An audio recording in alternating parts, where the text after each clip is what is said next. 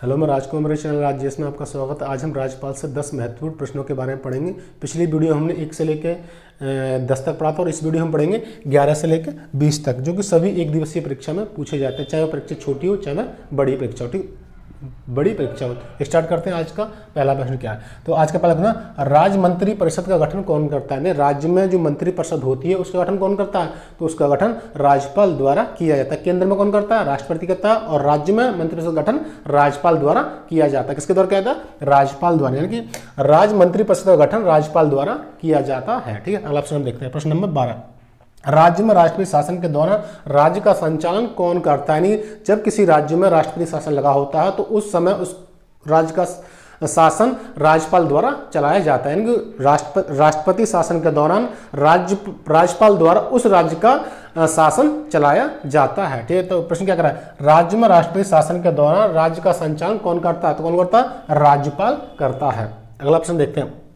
राज्यों के राज्यपाल संविधान के अंतर्गत किसके प्रति अपने आचरण के लिए उत्तरदायी होते हैं, या किसी के प्रति वे उत्तरदायी होते हैं? किसके प्रति होते हैं? राष्ट्रपति के प्रति राज्यों के राज्यपाल उत्तरदायी होते हैं, ना कि मुख्यमंत्री के प्रति। ठीक है, कहने का मतलब राज्यों के राज्यपाल संविधान के अंतर्गत किसके प्रति अपने आचरण के लिए उत्तरदायी होते हैं? तो किसके प्रति होते हैं? राष्ट्रपति के प्रति।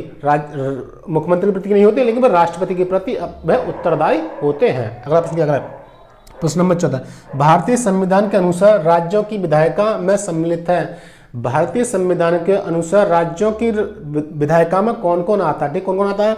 कौन? राज्यपाल आता है, विधानसभा आती है और विधान परिषद आती है। जिन राज्यों में विधान परिषद है उन राज्यों में विधान परिषद आती है, और जिन राज्यों में विधान परिषद नहीं है उनमें केवल राज्यपाल और विधानसभा आती है। विधान परिषद कितने राज्यों में? तो विधान परिषद 6 राज्यों में है। ठीक है, जिन राज्यों में विधान परिषद है तो उसमें क्या करेगा? राज्यपाल आएगा, विधानसभा आएगा और विधान परिषद आएगा। जिन राज्यों में विधान परिषद नहीं है उसमें केवल राज्यपाल और विधानसभा आएंगे। ठीक है, अगला प्रश्न क्या है?